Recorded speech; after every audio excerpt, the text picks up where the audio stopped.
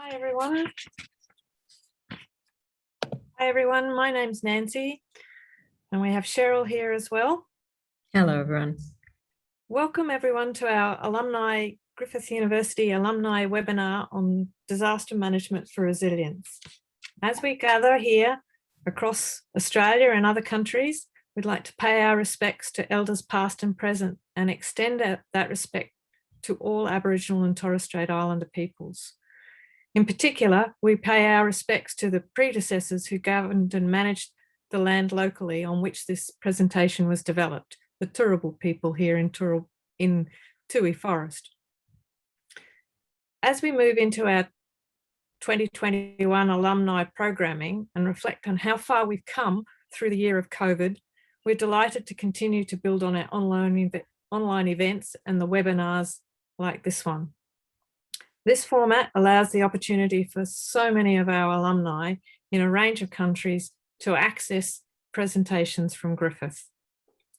This is a live event, so please make use of the chat stream to post your questions about the topic, and I will collate these questions for each speaker and for the joint panel session at the end. Please share this event with your networks and on social media. And the webinar will be recorded and we'll make available to you on our YouTube channel by the end of the week, and you'll all receive a link via email. So I'll hand over to Cheryl to start. Thank you so much, Nancy. An action-packed hour, however, relaxed conversational style. So keep up with us, and it will be recorded. So you do have time to explore the links and stories that our panelists talk about as you see fit later on. We are excited to have this conversation, which really is helping everyone understand what we mean by disaster management, what we mean by resilience, and how the two fit together. So as a bit of opening context, Nancy, I thought I'd start with a few minutes of intro, because really for thousands of years in recent history, we've dealt with adversity in the form of disasters in our recent built environment context, with the kinds of buildings here behind me more recently being subject to those extreme weather events, and human beings being exposed to pandemics and other such disasters that are affecting the way that we live. So being able to adapt to avoid crisis and survive and even thrive thereafter is of particular interest to us in today's conversation. So as we face COVID-19, we face that unprecedented complexity in attempting to manage multiple disasters at the same time. And that extra additional complexity without break these days is leaving us in an always-on environment for our decision-making and our leadership. And that is really the likely near future reality for us all. So within this context, our leaders are facing the here and now question of how to rapidly adapt so that our communities and our leaders around the world can survive and thrive here on. So our 5 distinguished panellists today are ready to share in 5-minute bites how colleagues and organisations around Australia and internationally are engaging with disaster management for resilience, tackling unprecedented challenges and perhaps unprecedented opportunities for improving our resilience of infrastructure and our communities to future disasters. We'll hear through personal stories and reflections how they're making progress, and learning from others with a passion and commitment to share their stories nationally and internationally. So I'm going to ask Brendan, as our first guest to stage today, if you can please activate your video and microphone, Brendan. As Chief Executive Officer of the Queensland Reconstruction Authority, or the QRA, you lead Australia's only permanent disaster recovery agency. Aren't we lucky to be in Queensland, is my personal perspective. Since 2011, QRA has overseen the Commonwealth and state-funded disaster reconstruction program, which is worth $16.5 billion already. And I know you started in QRA in 2011 following our Queensland floods. And then with the severe tropical cyclone Yasi, you led the QRA operations for Cyclone Oswald and the recovery efforts for Cyclone Debbie. You know, there's a lot of things that have happened over the last decade. You help with our state recovery policy and planning, assisting with the recovery of our communities on ground, as well as that higher order decision-making planning. And you've been a regular contributor to the national and international dialogue on risk and resilience, as far up as the United Nations in our ministerial conferences there. So we are looking forward to hearing your 5-minute bite on those opening perspectives on how you see governments engaging with that inevitability of the increasing magnitude and increasing frequency of disasters to build back better. How is Queensland doing with regard to resilience? I'll start your slides for you, Brendan, as you come onto video. Thanks, Cheryl. I'm just being allowed video access, hopefully. The Griffith team's onto it in the background. Thanks, Bridget. Thanks, Isabel. But feel free to start, Brendan, as we sort out the video access, and then we'll definitely have you on. Certainly, Cheryl, and to the Griffith alumni, thank you for the opportunity to having a brief reflection on our journey since 2011 and possibly chart a way forward and ask the question of the Griffith alumni, how can we contribute to reducing disaster risk and ensuring that our communities are more resilient into the future? If I go to the first slide, please. Yes, absolutely. Following a decade of disasters, responding, recovering and mitigating climate risk and disaster risk has become core business for our communities. It could be said that Queenslanders are an inherently resilient bunch. You will see from the slide, since 2011, we've experienced 80 natural disasters. In the last 3 years alone, 75 of our 77 councils have had to anticipate, absorb, recover and adapt to natural disaster recovery. Over 2/3 of those communities have experienced multiple events. So we found communities have found themselves in a perpetual state of recovery. If we go to the next slide, Cheryl. Yep.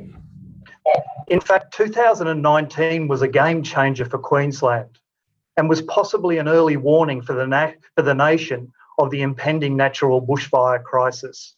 We experienced 12 events in 12 months. We had heat waves of 40 days over 40 degrees. We had cyclones, 4 of those. We had a 1 in 500-year flood event. And for the first time ever here in Queensland, we experienced a number of catastrophic bushfires, and all this was followed by the great pandemic. So essentially what we have found is that many of our communities have been in a perpetual state of recovery since early 2011. Next slide, thanks. What I wanted to do was to reflect very, very quickly on what has worked for us and what we need to take forward, and then maybe pose a couple of questions about where we can contribute to building resilience into the future. But certainly what we've learned over the last decade is that locally led recovery, supported by the state and the Commonwealth, is key to the success of any recovery and also building resilience for our community. We have needed to demonstrate that the ability to deliver reconstruction and also resilience outcomes needs to occur at that local level, supported by the state and also nationally.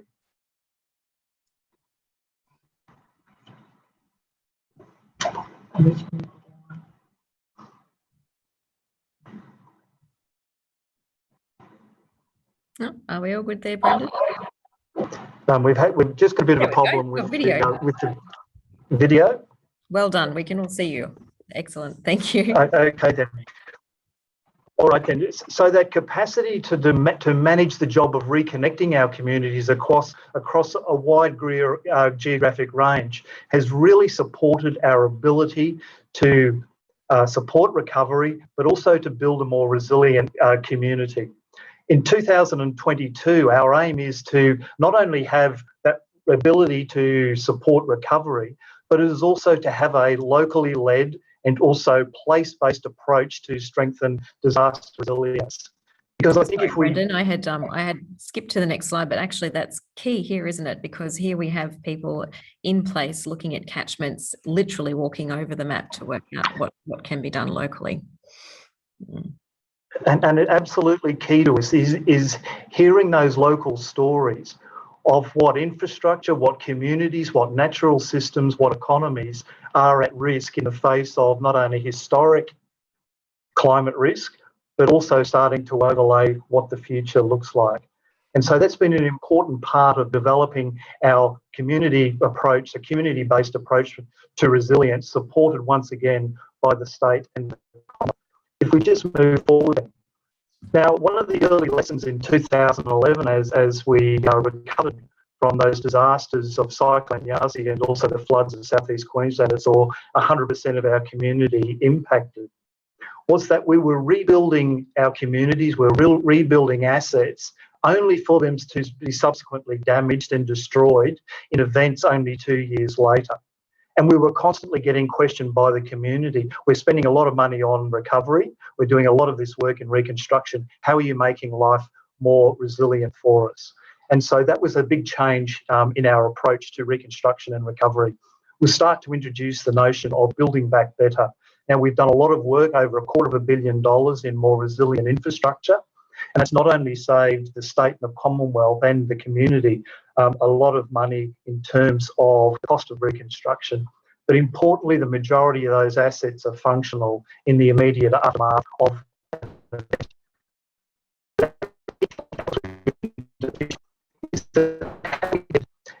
resilience into our recovery programs so that we can actually preempt the future that we face.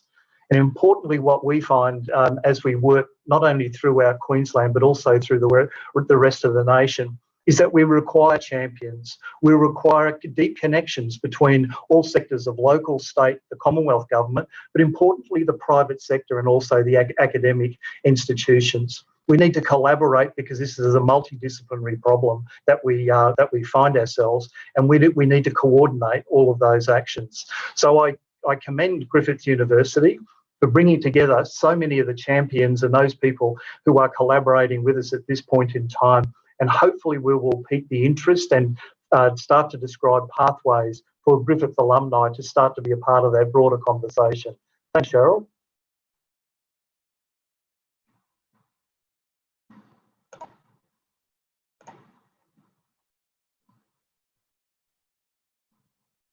You're on mute, Cheryl. Happily talking to myself, and I was trying to get to the unmute before someone said you're on mute.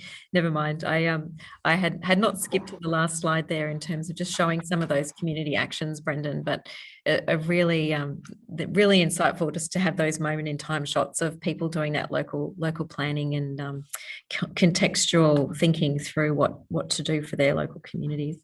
So my question for you, as I stop sharing screen here, is do you have a personal thought on what the here and now next steps could be for someone in government, part of our alumni association, or in industry government around the world?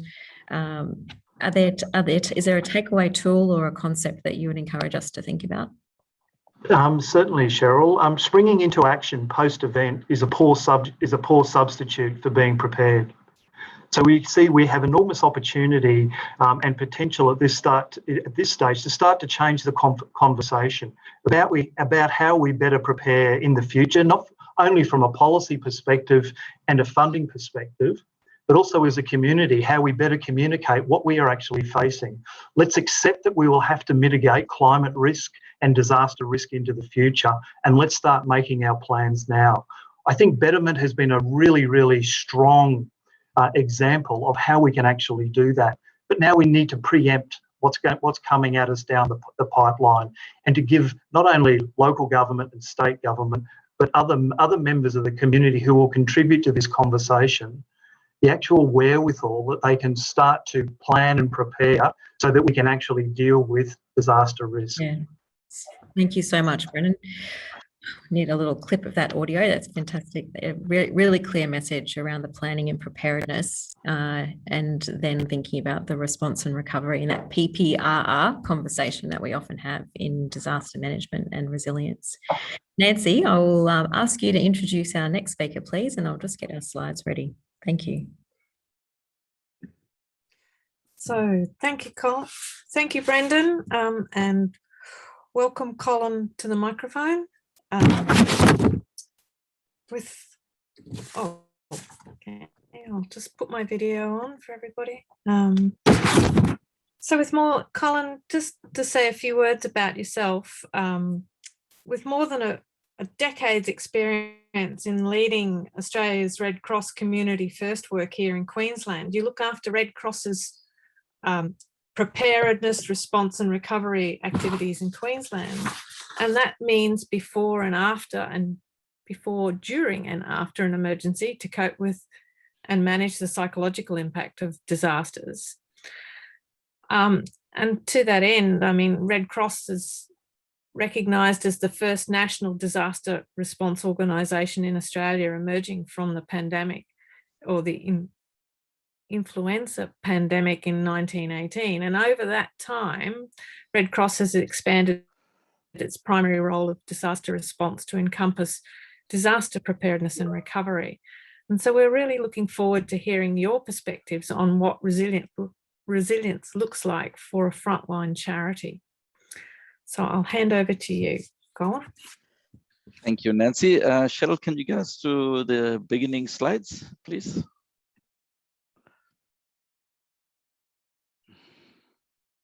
Perfect. Thank you, Colin. Okay, go for it. Worries. All right, so let's go to the next slide. Thank you very much. Thanks. And Nancy has already acknowledged our traditional owners, but I want to spend a few seconds how important this is. And for those of us on the line and those of us that work in the sector, there's been a significant shift at the moment in terms of really considering Aboriginal and Torres Strait Islander communities, our First Nations people in our disaster planning, response and recovery activities. For the significant events that we speak about, and Brendan rightfully spoke about some of those really huge events. Often we see cultural sites, thousands of years old of sites getting destroyed within house. And this has huge impact on tourism, but really huge impact on community itself. This is our history that's really gone within minutes. And the psychosocial impact, the recovery for individuals, for those communities, is really long lasting. And often some of these communities never recover from that. So just as is important for the physical infrastructure, the assets, the critical infrastructures to be protected during times of disasters, we see that the importance of cultural sites and assets to be highly protected as well. We're seeing some really good practice in terms of looking at backburning issues and taking into consideration best practice for thousands of years of Australian Indigenous people. And now we see the sector is actually taking advantage of that, or actually thinking and going back and having those community conversations about how did we do it in the past, because before we became a formalized structure. Thanks, Cheryl. So we can move to the next slide. So in Red Cross, in the aim of emergency services, and what we do is really around the psychosocial support and the well-being of the people and the space that we work in, and mainly is to assist community members cope with and manage through the psychosocial impacts of emergencies. And this is critical to what we do wherever we work, whether we work in communities, in disaster centers, or we work in the recovery hubs or long-term recovery.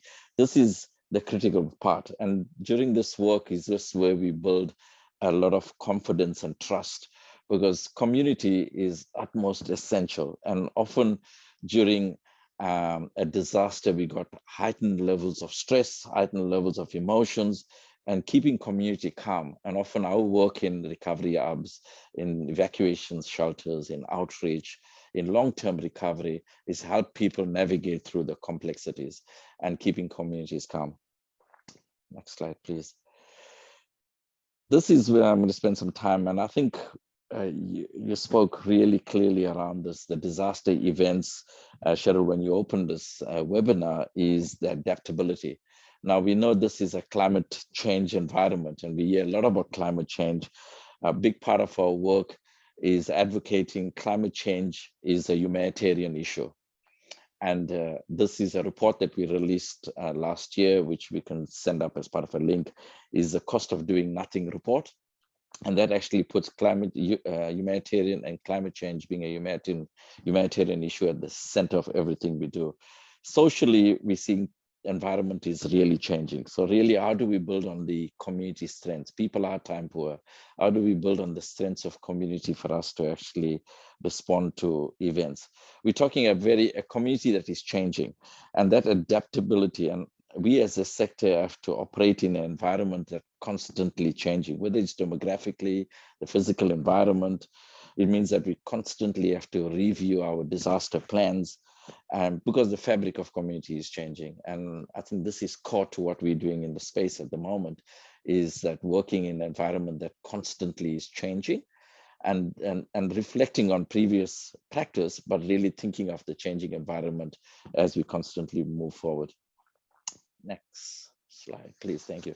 So this is some clear statistics around, and I specifically put this up is because at least 1 in 3 of the people on this webinar today will relate to this, and it probably be more applicable to people on the call today, is that 1 in 3 Australians will experience an emergency or the threat of an emergency in their lifetime. And this really brings it home when you put statistics up, because it can actually happen to us. And there's a very high likelihood it can actually happen to us.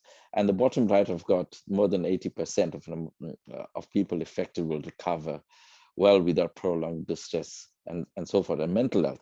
However, this depends on the community strengths, and it highly depends on the levels of resilience of community. And we know some communities and some individuals are more resilient than others. Next slide, Cheryl. Thank you. Thanks, Colin. So the psychosocial impacts I've discussed, 2 ideas that come through very clearly around this is, one is the importance of volunteering. Volunteering, and as the Red Cross is the largest humanitarian or volunteer organization in the world, this is what we live and breathe. This is what's it about, no matter where we come from. But volunteering in your local community helps improve your resilience, and it helps you prepare for ongoing disasters because you get to live and breathe it. Next slide, please. This is a far too familiar slide for most of our callers or people on the sector online at the moment, is disruption of life and what actually happens during an event. We've seen this during previous disasters. We've seen this during COVID, where people go through a long period of trauma. And this slide really shows very clearly the different stages of what individuals go through. Knowing this helps us plan. It helps us plan for the sector. It helps us get better at what we do. So this is one of the most important things in terms of knowing what people go through, and that helps us plan in disasters. Last one, next slide, please. This is the main focus for us, and I think Brendan very rightfully spoke about community and local and how important this is. This again is important in our planning. We spend a lot of time, we moved away from the pillars of recovery to which is very much a siloed approach to keeping community in the center of everything that we actually do, and really putting community first in everything that we do. And I would say that maybe a next step is not just keeping community at the center, but keeping local community at the center. And I think gives it that local feel. And this is why we build the bridges, and why do we economically and pay out funding, and why do we have to get the environment right, is to keep community at the center of everything we do. Move on to next slides, and this is around resources. We'll just fly through this. This is heaps of resources available on our website, but resources available throughout the sector, and these are designed and developed with community in mind. So. Excellent. Next Wonderful. slide we'll go through is we all signed up to the, Australia signed up to the Sendai framework. All of us that are speaking today keep this forefront in our mind in terms of the Sendai framework. For the alumni, please, if you have anything that you take away, look at the Sendai framework, because this is what's it all about. And this gives us legitimacy of why we do what we do in the sector. Next slide, which is the last one. It's a plugin in terms of the Australian Institute for Disaster Resilience. This is, if you don't know anything about the sector or the space, or if you really want to build a career in it, or if you really want to help your community prepare for disasters, how to respond and how to recover from disasters, have a look at the AIDA Knowledge Hub. Wealth of information, and all of us actually contribute to this to professionalize the space. because really this is what it's all about. And if we can coordinate better, this is where we get, and this is where community will be protected. That's Thank me. you. Thank you so much, Colin. Really, really wonderful. I think my question to you is, as a frontline organisation, we can see there the real focus on the local community at the centre. What do you see as key opportunities for other frontline organisations? Perhaps on our guest list today for the webinar, there are others who are in those volunteer capacities. Yeah. Do you have any tips from your? Absolutely, and thank you for asking that, Cheryl. I think one of the key things is continuous improvement. So none of us are perfect at this, but we learn. And the best practice is learning from other people's mistakes. There's not enough time in the disasters that we experience to learn from our own mistakes. And really sharing some of our best practices, but also sharing our failures. It's Yes. okay to share our failures, because that's how we actually learn.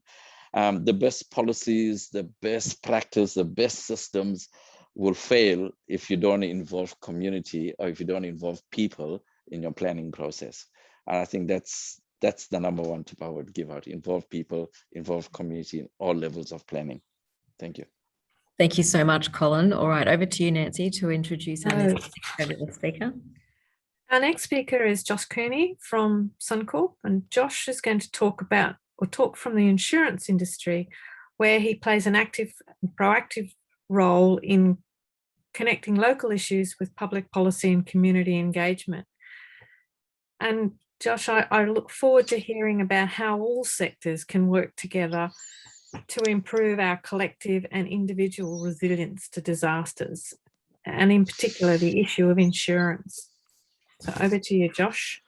Thank you, Nancy. Thank you, and good afternoon to alumni and other viewers watching this. It's great to join you all. I'll try to cover off on a number of things over the next few minutes. But I think, speaking from Suncorp's point of view, the notion of resilience is critically important. We've heard, it was great to hear from Brendan about that government leadership piece, and we've heard from Colin about social resilience, community resilience, which is also really important. But I think from Suncorp's perspective, we're, for obvious reasons, I guess, we're big on financial resilience. In the face of growing disaster risk, we've got to keep and we've got to make insurance and banking, for that matter, sustainable in the long term. So if you could just skip to the next slide, Nancy, we'll jump straight into it.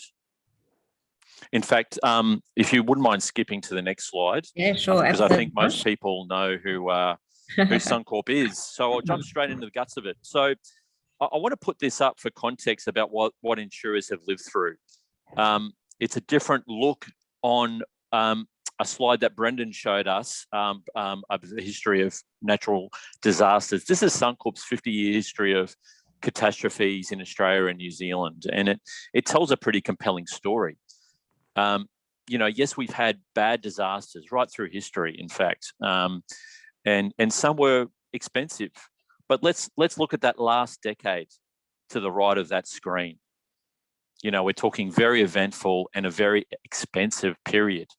Most years totaling at least $1 billion from natural hazards, many well in excess of that. Some, and we're seeing a lot of major disasters costing in excess of $1 billion just by themselves. These disasters are taking their toll and are putting huge pressure on the cost of insurance, including the cost of reinsurance. Thanks, Nancy or Cheryl. Next slide, please. And this is another snapshot of what we're facing right now. The green bars show Suncorp's reinsurance costs. So put simply, reinsurance is basically insurance for insurers. We are required to purchase reinsurance to demonstrate to regulators and other entities that we're properly protected.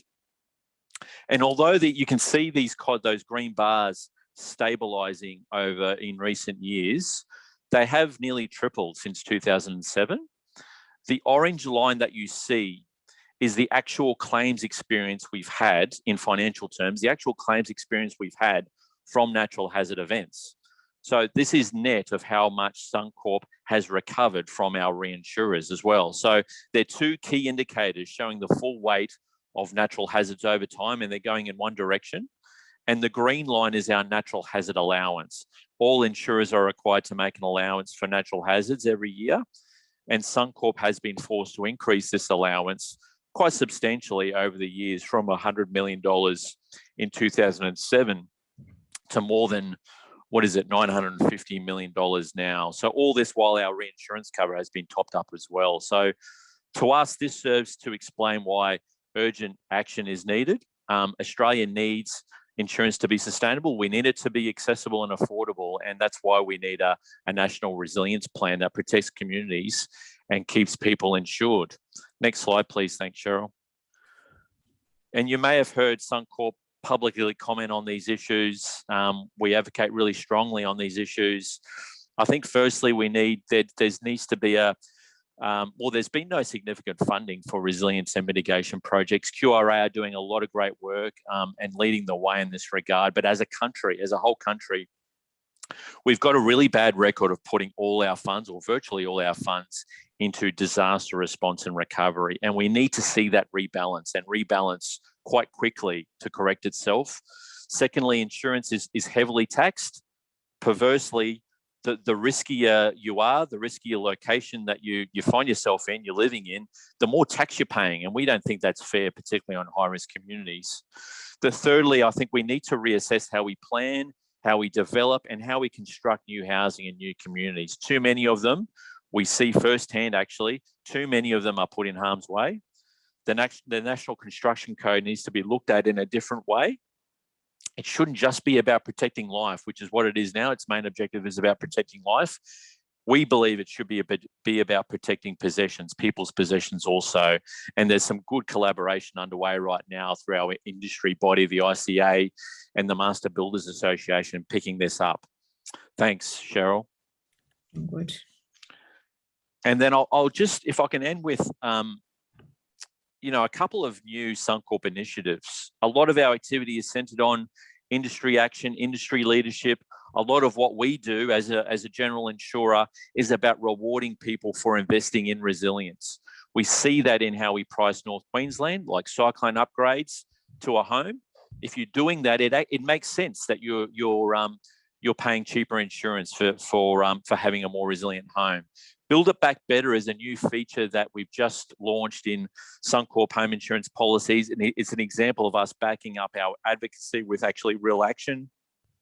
So when an insurance claim is large enough, Build It Back Better will kick in, and it will provide customers with a range of resilience options that we will help pay for. So it goes further than people's traditional ideas about insurance, which is about putting things back the way they were. After something goes wrong. This is about betterment. And we heard Brendan touch on the notion of betterment earlier. The feature will provide up to $10,000 for the net cost of the purchase of things like cyclone shutters on windows, practical things, or roof sprinklers and other things that allow a house to better withstand some of these perils. And then finally, I'd like to leave you with One House, which is a current Suncorp project underway with expert partners like CSIRO and JCU. You may have seen it on TV. There's a documentary about it currently airing on Channel 9. You can look at it on the 9 Now app, I think. The aim of the One House is to demonstrate how to improve resilience in new Australian homes and encourage us all to look at resilience as a vital consideration in designing homes, and saw us build a prototype and subjected to all sorts of natural hazard impacts. And I think it'll see us continue the conversation with good design and construction. So it's a 60-second vid, a bit of a teaser to leave you with. Thanks, Cheryl. Thanks, Josh. So I've just got Isabel about to share screen. If you do have any problems as you listen, we do have the YouTube clip address also in the chat stream, so you can view it later. But over to you, Isabel, for the screen share.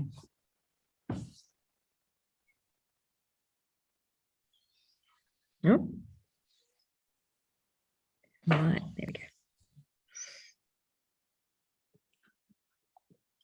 Every season, every local will tell you that you're one season closer to the next cyclone. Australia is no stranger to extreme weather, and it's only getting worse. When that next big one is, who knows? Cyclones are growing in intensity and frequency. Catastrophic floods are displacing communities. All our neighbours who flooded, all of them moved. and bushfires are causing devastation across the country. It was like a war zone. It's forcing Australians to become more resilient. But it raises an important question. Can you build a house that's as resilient as us? One house that can stand up to Australian conditions.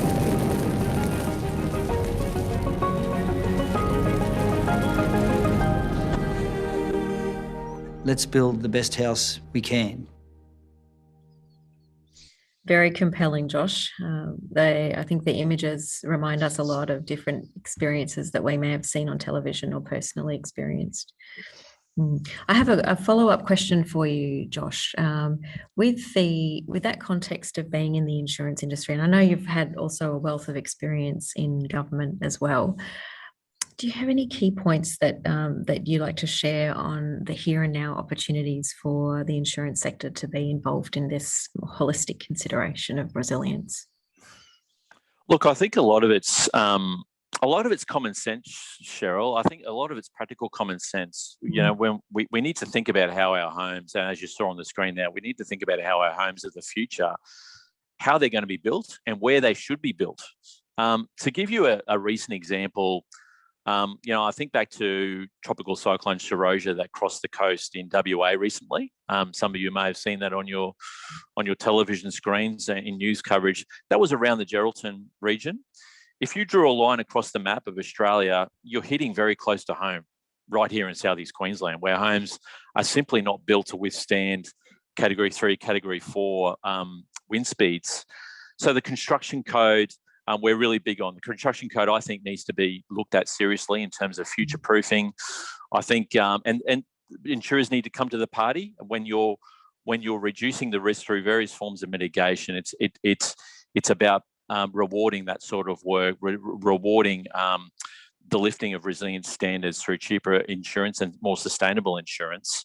Disaster mitigation, resilience activities, I think, can be undertaken a lot of different ways at a community level. I think there's a lot of communities that are flood prone, flood levees, better drainage, better use of landscapes. And at a household level, I think there's existing risk built into the system. And we need to think about retrofitting some of these homes that are put in harm's way to better withstand cyclone, flood and bushfire impacts. Thank you for the list, Josh. I think they're the really critical priority items for us to be getting on with at a personal level and also in our businesses. So, whether you're at work or at home, there's certainly that context of insurance and property protection. That's absolutely critical. Over to you, Nancy, for our next speaker. Next, we have Mike Lolbeck from the Local Government Association of Queensland. And Local Government Association of Queensland represents all 77 councils in Queensland, as well as the Weipa Town Council. Now, Mike's taught disaster management before and currently doing his PhD in the topic.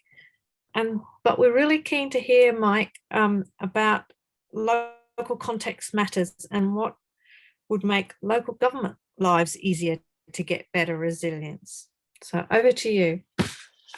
Thanks, Nancy, and hello, everybody from Cairns in far north Queensland, where I'm fortunate to be facilitating our Indigenous Leaders Forum at the present time. What I'm about to show you and talk to you about is a snapshot out of a much larger presentation that I've been doing in a couple of the other states, particularly in Tasmania, where they are starting to embark upon the concept of resilience as a process. I call this presentation the unprecedented flood that's happened before, because one of the things I've found in the research I'm undertaking is that word unprecedented gets used an awful lot. Next slide, please. And as you will see from these photographs, in 1893, 1974 and 2011, the Brisbane floods of 2011 were hardly unprecedented. In fact, they were almost identical in years gone by, as will be shown on the next slide on a map I have. Cheryl, next slide, please. Thank you. Yep. What a great comparison, Mike. And comparing 1883 with 2011 is quite quite astounding when you start having a look. If you start at the top right-hand corner and start to trace your way down both maps, you will start to see a pattern that is almost exact between the two floods. Probably the biggest issue that exists is in 2011 is a lot of those places which were known to be on flooded areas or known to be in areas that flood are now housing stock for the greater Brisbane area. And of course, the Brisbane floods of 2011 were a game changer, and I think Brendan has already mentioned that fact. It was a game changer in major capital cities aren't supposed to flood. You're supposed to watch that on the news. And between the events in New Orleans with the Hurricane Katrina and the events in Brisbane, we started to see two of the major cities of the world being flooded in processes that were just not expected. Unprecedented, no, but lessons to be learnt, yes. Next slide, please. I think we went backwards there, Cheryl. And this is why I'm an engineer, not in the industry. There you go. My apologies. No, next one again. And there we go. What makes Queensland rather unique in Australia, Nick, can we just go back to that last one, is that it is under legislation, local government has the primary responsibility for managing disaster events in their area. What is particularly interesting is the term primarily be responsible is not defined anywhere in legislation as to exactly what that means. And traditionally, next slide, please, the way local governments looked at this was by implementing what they did best. They rebuilt things. They were able to fix things, put things back together.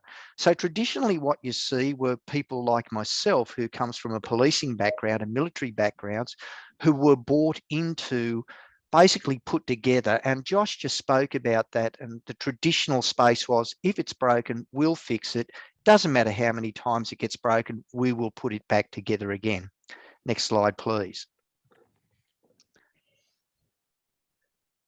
But in 2011, and with a number of events like the Victorian bushfires, Tasmanian floods and storms, the Queensland Flood Commission of Inquiry started to ponder the provisions of simply building back. And of course, the aha moment that struck was the old way of simply refixing things was just not sustainable for any level of government, particularly with the climate change agenda starting to loom, where the possibility of more frequent events, more devastating events were starting to be considered. And of course, what they started to look at was a long-held term in the community development world known as resilience. So all of a sudden, the term resilience started to be looked at as a process of working with communities to be better prepared for. And I think I heard the term made earlier that it's one thing for a community to be able to respond to a disaster, but a better prepared community is able to better respond to a disaster. Mm-hmm. Next slide, please. And of course, how hard can all that be? You simply have to go to Dr. Google and have a look on there. It'll give you all the information. And across the 71,900,000 hits that you get on how to build community resilience, there is no one that really leaps out at you as being a real fix-it. Next slide, please. And with our thanks to the Queensland Government, and particularly to the stewardship of the Queensland Reconstruction Authority, the Resilient Queensland program was built. And it started to have a look at what being resilient meant. And it came up with 4 major principles: understanding risk, managing risk, seeking new opportunities, and continually improve. So what I say to councils when I'm talking to them about the building of resilience is to start applying those principles and start looking at what I call a 4-step plan. The first one is to focus on your own council area. Look at your risks, understand your capacity. What existing programs can you use and implement rather than inventing something new? Who is your community and what is their level of preparedness? Now, quite obviously what we've got, if you think about where I am at the moment in Cairns dealing with Indigenous communities, we've got councils in the Aboriginal sector that operate with 300 odd people who work under the same level of legislation as Brisbane City Council. Mm-hmm. It makes it particularly difficult to try and nuance the type of things that have to be done, start putting together an understanding of what your capabilities are and what your vulnerabilities are, and start to work on your own continuity planning processes. We tell the councils, how can you expect the community to be resilient if you as an organisation and yourselves are not? So start with that, and you have to invest in it. You have to not only say we're going to do it, but demonstrate a level of financial and input investment that is going to assist. And in a lot of cases, that may be redeploying or reutilising current staff in the community development space to start talking to groups like neighbourhood watch groups, chambers of commerce, etc., and try and get the message across. We also say don't plan in isolation. Work with the emergency services, start to work out what is response, what is recovery, what is preparedness, what you can do in a particularly difficult space, particularly where mitigation works may mean removing some of the environmentally sensitive areas.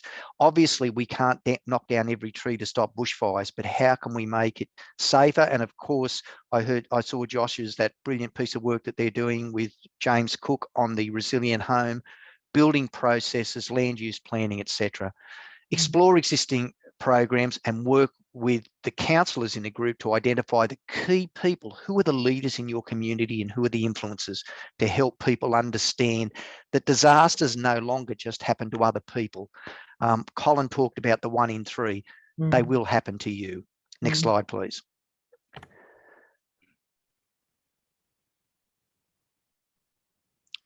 I haven't moved. I think the rest of us are good. Mike, it might just be a lag for the visual. Oh, there we go. Sorry, my apologies. No, all good. And of course, the thing that was traditionally the part, if you go back to Cyclone Tracy in the 1970s in Australia, governments tend to want to help, but they do tend to do that in a politically focused way that possibly doesn't involve people at the table to talk about what their needs are. One size doesn't fit all. You need to talk and involve your communities.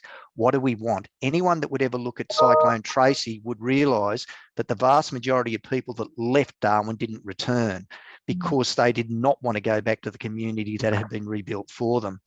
So what we're saying is go back to that old train the trainer technique of showing people what to do it together, and they will learn how to do it themselves. And finally, we talk about putting together a community resilience plan, not just a document that sits on a dusty shelf, but a document that has practical application and understanding to the community so that they will have a template of best practice. My experience is people hate blank pieces of paper. Give them something to work on and they will start to put together their own processes. And of course, generational change is an important part of that. And we're starting to see greater focus on making our school children aware that they need to be prepared and taking that message home. And next slide, please. I think this is our call for today, isn't it, Mike? This is my, that's exactly right. And that's my very cool last slide with the opening thing as I was playing with it. It will happen again. The unprecedented is precedented. We need to look at the measures, we need to look at the lessons, and we need to realise that building an arc is something we can all do if we work together, and that arc is going to be based on the resilience and capability of our communities. Indeed, indeed. As I stop share, Mike, I have a brief question for you, which is, if we have some disaster management officers who are in every local council, at least in Queensland and around the countryside, possibly overseas, what could they look at in addressing the resilience as part of their role? There are a few tips that you've got there. Well, I think the main tip is what I was talking about in terms of not planning or doing things in isolation. You really do have to involve key community members. There seems to be an inherent fear that the community is going to give us some sort of an outcome that's going to be unachievable or difficult to measure, etc. Of course, the one thing I would say across the country to the disaster management officers and the people working in that space is to share ideas, realise that the research into how disasters have happened in the past is a guide to the future. Don't just work in isolation, but make sure you've got as broad a network of people who will not only agree with you, but will challenge you, and you will start to find that the way forward is going to be a lot clearer. Thank you so much, Mike. Excellent. All right, over to you, Nancy, and we have our final panelist for today. Yes, our final panelist is Alistair Dawson, the current Inspector General of Emergency Management. Alistair has an extensive background in disaster management, PPRR and resilience. And Alistair, we really welcome your perspectives on the whole of government response to complex disaster events. So over to you. Thank you, Nancy, and also thank you to Cheryl. I'd also like to acknowledge the alumni from Griffith University that have joined us today. So in the first slide, and go to the next slide, please. Thank you. Really, the first question is, what is the IGEM? So the IGEM is a public service office here in Queensland, whose primary role is to enable confidence in Queensland's emergency management arrangements. So we are seekers of improvement, which is evidence-based and innovative in practice, so that others can be inspired in their own space to seek and lead their own improvements. As you heard from Brendan, that self-driven, community-led aspect is critically important. The Office of the IGEM strongly embraces a partnered, co-design and co-implementation model in working with all entities and embracing constant improvement in all aspects of emergency management, and that will become apparent shortly. So I put up our strategic vision and our purpose there, but I'd like to go to slide 3, thank you. So complexity. So Queensland is the most disaster impacted state in Australia. As you saw from Brendan's slide, there has been a significant number of disasters occur in the state. And you've heard from Colin about the impacts of disasters, and you've also heard from both Mike and Josh about the importance of that local experience. And especially with the front being led by local government. So as you can see, we've been experiencing and realising the weather, for example, has changed. We're seeing longer fire seasons overlapping with the Northern Hemisphere, which leads to resource availability. We've also seen greater complexities in that space, and also cyclones, which tend to come earlier or later, depending on the year and which season we're running in. But a further complexity at present is the pandemic. And this complexity reaches further than the immediacy of managing a disaster event, as the event itself becomes more multidimensional. And yet still there are many more complexities in our world of a very similar ilk. The challenge is the ability to build resilience for the future. And so what does complexity look like? If we refer to the Global Risk Report of 2021, the 16th edition, and I'll draw your attention to pages 7 and 8 of this, the World Economic Forum document. The document has actually identified the complexities and has summarised it as follows. The immediate human and economic cost of the pandemic is severe. It threatens to scale back years of progress on reducing poverty and inequality, and to further weaken social cohesion and global cooperation. Job losses, a widening digital divide, disrupted social interactions, and abrupt shifts in markets could lead to dire consequences and lost opportunities for large parts of the global population. Ramifications in the form of social unrest, political fragmentation, and geopolitical tensions will shape the effectiveness of our responses to the other key threats of the next decade. They go further to say that COVID, or the pandemic, has actually accelerated the fourth industrial revolution, expanding digitalisation of human interaction and e-commerce, online education, remote work. And although some of these provide huge benefits, the ability to telenetwork and rapid vaccine development are among those two examples. They also risk exasperating and creating inequalities. Albert Einstein is widely credited for saying that the definition of insanity is doing the same thing over and over again, but expecting different results. So we must constantly explore new and innovative ways of prevention, preparedness, response and recovery in a complex and impacted environment. And to pinch Brendan's phrase is that prevention is probably the best point to start with. This exploration should be approached in a spirit of code, such as collaboration, cooperation, co-design, co-delivery, as we're doing here today, to tackle the multi-dimensional complexities which we face. Some small examples are how we train our key agencies and personnel to land communities in a way post-event that mitigates the impacts and prepares for recovery, followed by future preventative activities and preparation for what may come next. Some of you will probably identify that as how do we learn our lessons? How do we get cut through in messaging for communities to be prepared and have options rather than wait until it is too late, and therefore there are few or no options left? Again, the best approach is prevention, to try to be a little bit foresightful in about what is happening. So to understand the journey, to build resilience in this changing, complex environment, we need to be able to understand the path we are walking now and the one we need to walk into the future. Our future is dynamic. One factor is to identify what we identified and learned from lessons and from other events. And we often hear, we learned some valuable lessons from this. Well, we challenge that. We ask, did we? Because if we did, and we actually did learn something, and by embedding it into our systems and culture, then we have truly transitioned into a space of learning. These learnings contribute to the building of resilience, both in business and communities. But we need to challenge ourselves for the future, no matter how uncomfortable this may seem. The Royal Commission into the National Natural Disaster Arrangements mentions the word resilience 329 times. Really? And the word lesson. Yep. Yeah. Who counted? They made that point really clear, Cheryl. And they mentioned lessons 20 times in its report.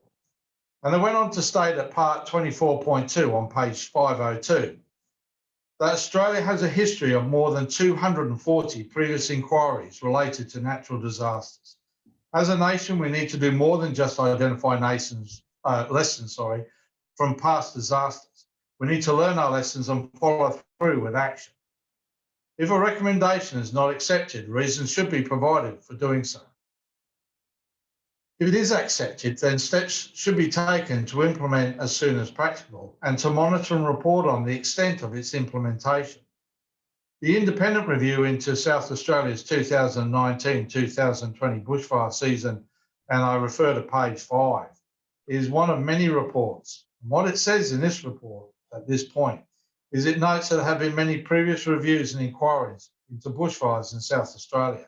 However, not all the recommendations accepted by government have been audited for implementation, nor did it appear that this review that governments act upon the experience of other jurisdictions. So in other words, learning from others. And we've heard that today as well.